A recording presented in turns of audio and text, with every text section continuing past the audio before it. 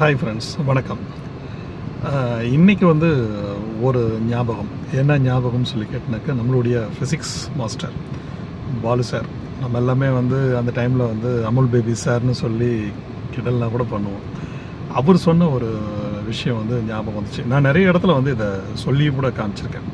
அதாவது அவர் என்ன சொன்னார், ரெஃப்ரிஜிரேட்டர் தத்துவத்தை பற்றி அவர் கிளாஸ் எடுத்துகிட்டு இருந்தார். +1 ஆர் +2 எப்படி ஒன்றும் இருக்கலாம். ஐ திங்க் +2 தான். என்ன சொன்னார், எல்லாரும் வாயை குவிங்கடான்னாரு. இப்படி குவிச்சோம். இப்போ ஊதுரா அப்படின்னாரு. எப்படா இருக்குது காற்று, ரொம்ப சில்லுன்னு இருக்குது சார். நல்ல வாயை அகலமாக தரீங்க, இப்போ வாயை ஊதுங்க, அனல் காற்று அடிக்குது பாருங்கள். இதுதான்டா தத்துவம்.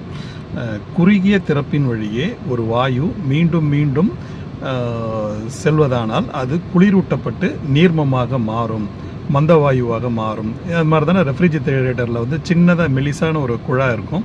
இந்த குழாவில் வந்து மீண்டும் மீண்டும் இந்த வாயு வந்து வெளியே வரதுனால அது குளிரூட்டப்பட்டு அது வந்து சில்லுன்னு ஆகுது. ஒரு குறுகிய திறப்பின் வழியாக வரும்போது சில்லுன்னு வந்ததில்லை நம்ம வாயு வழியாக.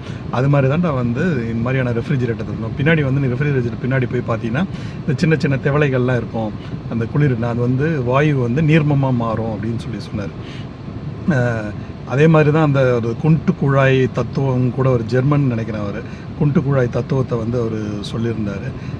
C=λF நினைக்கிறேன், சம்திங். அது மாதிரியான ஒரு ஃபார்முலா. இந்த ஃபார்முலா அவர் சொன்னதும் சரி. இந்த வாயை குவிச்சு அந்த குளிரூட்டப்பட்ட மந்த வாயு எப்படி மாறுன்னு சொன்னேன். நிச்சயமாக வந்து ரொம்ப கிரேட். அவர் ஃபிசிக்ஸ் மாஸ்டர்கிட்ட இருந்து கற்றுக்கிட்ட இந்த தத்துவம் வந்து எப்போ வந்து ரெஃப்ரிஜிரேட்டரை பார்த்தாலுமே எனக்கு ஃபிசிக்ஸ் மாஸ்டர் பாலு சாருடைய ஞாபகம் வந்து வரும். மற்றொரு சந்திப்பில் இன்னொரு நம்ம படிக்கும்பொழுது இருந்த இன்னொரு நிகழ்வை பற்றியும் நம்ம பேசுவோம். பாய்.